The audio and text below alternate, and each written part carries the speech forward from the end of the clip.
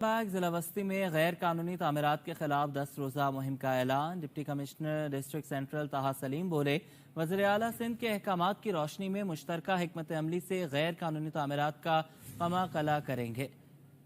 رضوان احمد کی رپورٹ۔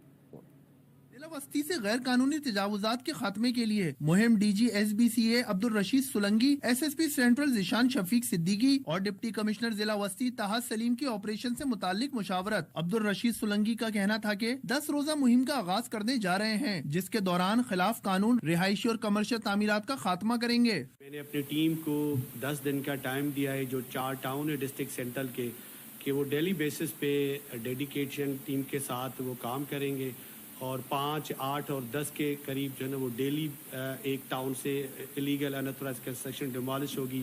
تو اس طرح ہم نے ایک پورا لاہ عمل بنایا ہے، موڈس اپرینڈی بنایا ہے کہ 10 دن کے اندر جتنی بھی غیر قانونی تعمیرات ہوئی ہیں ان کو بغیر کسی تفریق کے بلا تفریق کے ڈیمالش کریں گے۔ ڈپٹی کمشنر ضلع وسطی طه سلیم نے بتایا کہ ضلعی افسران، پولیس اور ایس بی سی اے کے عملہ مشترکہ کارروائیاں کر کے غیر قانونی تعمیرات کا خاتمہ کرے گا۔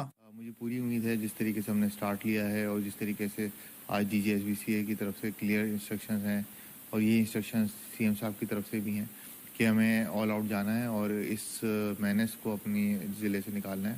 خاص طور پہ یہ جو ہمارے ناظم آباد کا علاقہ ہے اور ادھر گلبرگ کے بہت علاقوں میں جو یہ لیگل کنسٹرکشن ہو رہی ہے۔ D G S B C A Abdul Rasheed Solangi نے اٹارنی جنرل سندھ سے مطالبہ کیا کہ غیر قانونی تعمیرات پر عدالتی اسٹے کے خاتمے کے لیے بھی اپنا کردار ادا کریں۔ کیمرہ مین اجلان شیپا کے ہمراہ رضوان احمد، سٹی 21۔ آگے بڑھیں، آپ کو بتائیں کہ پبلک لائبریری اور اسکولز کی خستہ حالی سے